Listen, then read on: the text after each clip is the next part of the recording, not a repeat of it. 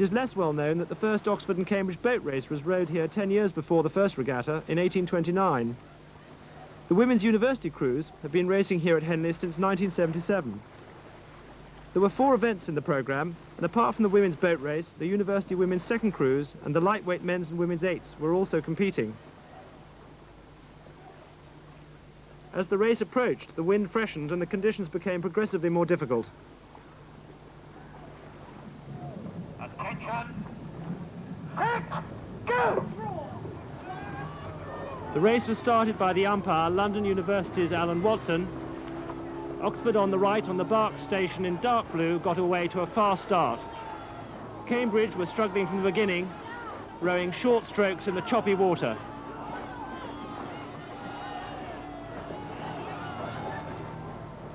Oxford gained a length advantage in the first few hundred metres and went on to build a strong lead.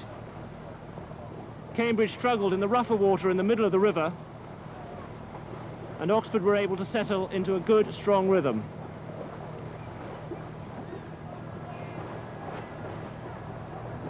As the crews approached Remnham Club, Oxford, seeking the calmer water nearer the bank, rowed cleanly over the waves as they passed their supporters grouped by the club. They were now 2 to 3 lengths ahead of Cambridge and rowing in a good, strong rhythm. Having lost the race in the previous 2 years, Oxford perhaps began this race as the underdogs, but they were now demonstrating the benefit of having had 7 women who had rowed either in this race or for their second cruise in previous years. Experience is often at a premium in this race because, with the notable exception of Harriet Heal, rowing at number 6, none of the crew had rowed before coming to the university. Rowing is a particularly tough endurance sport, and it requires a great deal of training to master it. As they approached the halfway mark, Oxford had taken a 3-length lead and appeared to have the race well in hand. In the calmer water and with the encouragement of their cocks, Cambridge responded in the second half of the race.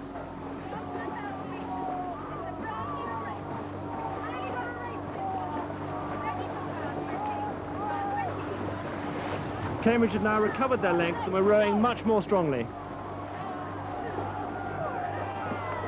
Oxford, with a third of the race to go, were steering well out of the stream, and Cambridge were beginning to close on them.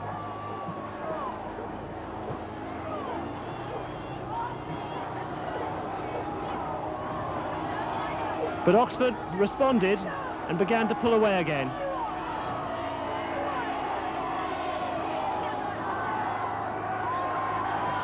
At this stage, Oxford were well in control of the race, and Cambridge appeared to have shot their final bolt. As they approached Temple Island, marking the finish of the race, Oxford re-established their commanding lead.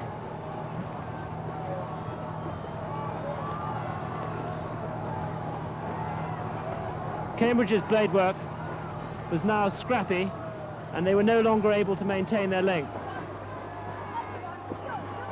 Whereas Oxford were rowing from strength to strength and now scented victory.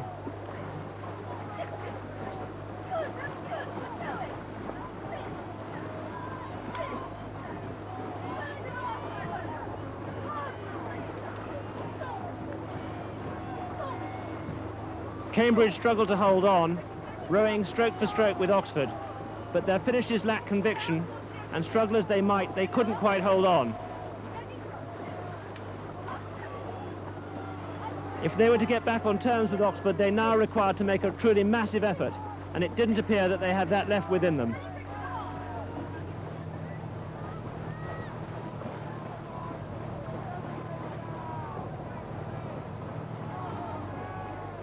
When they reached Temple Island, Oxford had once again established their dominance, and there were now less than 30 strokes left to row.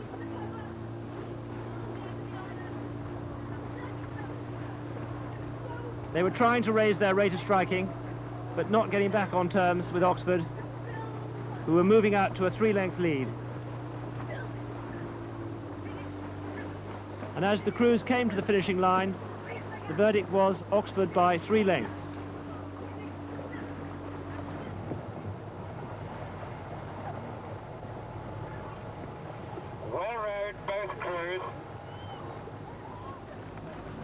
Oxford were jubilant at the size and scale of their victory, but Cambridge sank in dejection onto their knees.